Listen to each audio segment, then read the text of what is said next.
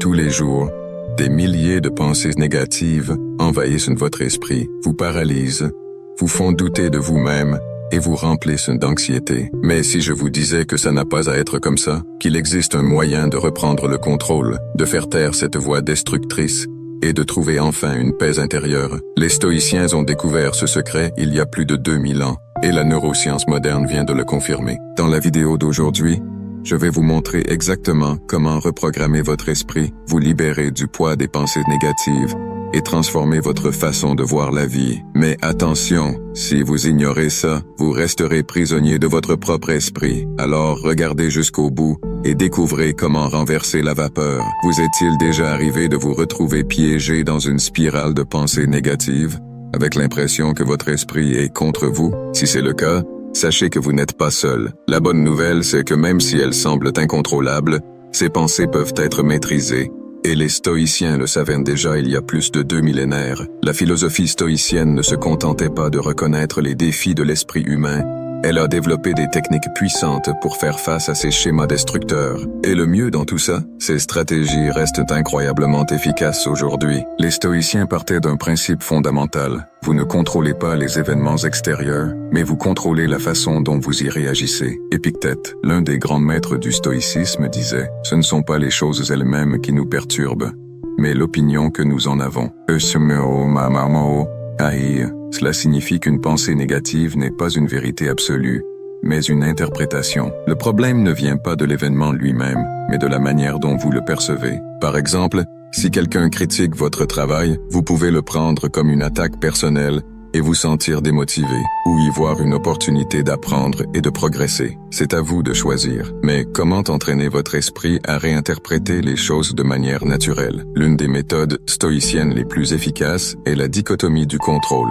Face à une situation négative, les stoïciens se posaient une question. Est-ce que cela dépend de moi? Si la réponse était non, ils travaillaient sur l'acceptation. Si c'était oui, ils agissaient de manière rationnelle et efficace. Cette approche, toute simple, peut révolutionner votre quotidien. Imaginez que vous ratiez un vol, vous énervez contre la compagnie aérienne ou ressasser votre frustration ne changera rien. Mais acceptez la situation et vous concentrer sur ce que vous pouvez faire, reprogrammer votre vol, lire ou travailler en attendant, transforme un contretemps en quelque chose de productif. Un autre concept puissant est le premeditatio malorum, ou l'anticipation des maux. Marc Aurèle et Sénèque le pratiquaient régulièrement. Ils imaginaient des scénarios négatifs avant qu'ils ne se produisent, se préparant mentalement à y réagir avec sérénité. Cette technique, validée par la psychologie moderne, réduit l'impact émotionnel des événements difficiles. Si vous avez déjà réfléchi à un éventuel échec, une critique ou un imprévu, quand il arrive vraiment,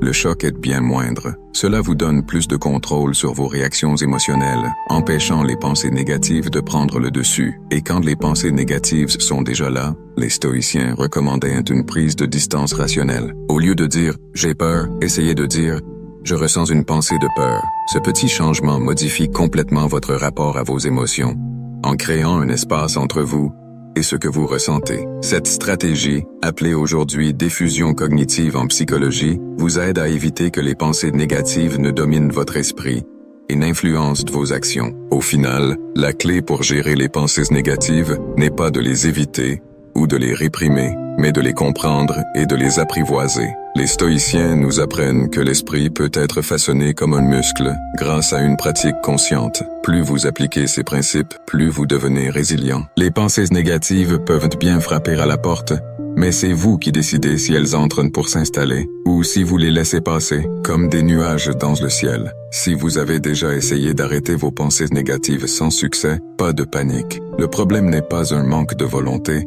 mais la manière dont votre cerveau est programmé. L'esprit humain n'est pas conçu pour être positif en permanence. En réalité, notre cerveau a un biais naturel pour le négatif, un mécanisme évolutif destiné à repérer les menaces et assurer notre survie. Mais voici le secret. Malgré cette programmation instinctive, nous pouvons entraîner notre esprit à penser mieux, et le stoïcisme nous offre un guide pratique pour y parvenir depuis plus de 2000 ans. La neuroscience moderne explique que nos pensées sont comme des sentiers dans un champ. Plus nous empruntons un chemin mental, plus il devient solide et automatique. Cela se produit parce que les neurones qui s'activent ensemble se connectent, un principe appelé neuroplasticité. Si vous avez l'habitude de réagir avec pessimisme ou anxiété, ces circuits neuronaux se renforcent. Mais la bonne nouvelle, c'est que l'inverse est aussi vrai. Il est possible de reconfigurer votre esprit pour adopter des schémas plus sains et résilients. Et c'est là que les enseignements stoïciens entrent en jeu. L'un des outils stoïciens les plus puissants pour reprogrammer l'esprit est l'écriture réflexive. Marc Aurèle, empereur romain, et l'un des plus grands stoïciens, notait ses pensées et ses préoccupations tous les jours dans un journal. Il utilisait cet exercice pour organiser son esprit, rationaliser ses émotions et renforcer sa perspective philosophique. La psychologie moderne confirme que mettre par écrit ses expériences et ses émotions réduit la charge mentale, améliore la clarté et renforce la régulation émotionnelle. Essayez ceci. Dès qu'une pensée négative surgit, notez-la, puis questionnez sa véracité. Vous verrez que beaucoup d'entre elles ne sont que des suppositions irrationnelles. Une autre pratique puissante est la visualisation négative. Premeditatio malorum, que nous avons déjà évoqué. Fait intéressant, des études en neurosciences montrent que s'imaginer des scénarios négatifs avant qu'ils ne se produisent peut réduire significativement leur impact émotionnel lorsqu'ils surviennent. Cet effet s'explique parce que le cerveau réagit de manière similaire aux événements réels et imaginés. En pratiquant cette anticipation, vous entraînez donc votre esprit à réagir avec plus de calme et moins d'anxiété. De plus, il existe un lien direct entre le corps et l'esprit que les stoïciens comprenaient intuitivement. Sénèque parlait de l'impact de la posture et de la respiration sur notre état d'esprit. Aujourd'hui, la neuroscience confirme que la manière dont nous utilisons notre corps influence nos émotions. Des pratiques comme la respiration contrôlée, une posture droite et des mouvements conscients peuvent activer le système nerveux parasympathique, réduisant l'anxiété et favorisant la clarté mentale. Quelque chose d'aussi simple que respirer profondément et ajuster sa posture peut modifier votre chimie cérébrale et vous donner une sensation immédiate de contrôle. En fin de compte, entraîner son esprit ne se fait pas en un jour. Tout comme muscler son corps demande de la pratique et de la répétition, transformer ses schémas de pensée négatifs exige un effort continu. Mais la combinaison du stoïcisme et de la neuroscience nous donne une feuille de route claire. Utilisez l'écriture pour organiser votre esprit, anticipez les défis avant qu'ils n'arrivent, questionnez vos pensées automatiques et utilisez votre corps comme un outil d'équilibre émotionnel. Avec le temps, votre esprit deviendra plus robuste et moins vulnérable au haut et au bas de la vie. Le stoïcisme le savait déjà. La science ne fait que le confirmer. Combien de fois vous êtes-vous senti frustré par quelque chose que vous ne pouviez tout simplement pas changer? Peut-être une critique injuste, une relation qui n'a pas fonctionné, une erreur du passé qui continue de vous hanter. Ce sentiment d'impuissance peut être écrasant, mais le stoïcisme nous enseigne un principe qui peut transformer notre manière de gérer la souffrance. Accepter ce que nous ne contrôlons pas et agir sur ce que nous pouvons changer. Ça semble simple, mais cette distinction est l'un des plus grands secrets pour une vie plus légère et équilibrée. Les stoïciens comprenaient que lutter contre ce qui est hors de notre contrôle est la principale source de souffrance humaine. Épictète disait « Ne cherche pas à ce que les événements se passent comme tu le veux, mais souhaite qu'ils se passent comme ils se passent, et ta vie sera sereine. » Cela ne veut pas dire être passif ou résigné, mais canaliser son énergie là où elle fait vraiment la différence. Si quelque chose échappe à votre contrôle, comme le passé, l'opinion des autres ou même la mort, s'y opposer ne fait qu'amplifier la souffrance. En revanche, s'il y a quelque chose que vous pouvez influencer, vos réactions, vos choix, vos attitudes, c'est là que vous devez concentrer vos efforts. La psychologie moderne corrobore cette idée en montrant qu'une grande partie de l'anxiété vient de la tentative de contrôler l'incontrôlable. Une étude de l'Université de Californie a révélé que les personnes qui acceptent mieux les adversités ont des niveaux de stress plus faibles et un bien-être émotionnel plus élevé. Mais comment cultiver cette acceptation? L'une des méthodes les plus efficaces vient du stoïcisme, la pratique de l'impermanence. Marc Aurèle, par exemple, méditait chaque jour sur la nature éphémère de la vie, se rappelant que tout, des problèmes aux réussites, finit par passer. Cela élargit la perspective et allège le poids des événements temporaires. Mais accepter ne signifie pas se résigner. Le stoïcisme insiste aussi sur l'importance de l'action. Si quelque chose est à votre portée, vous avez le devoir d'agir. Sénèque nous rappelle que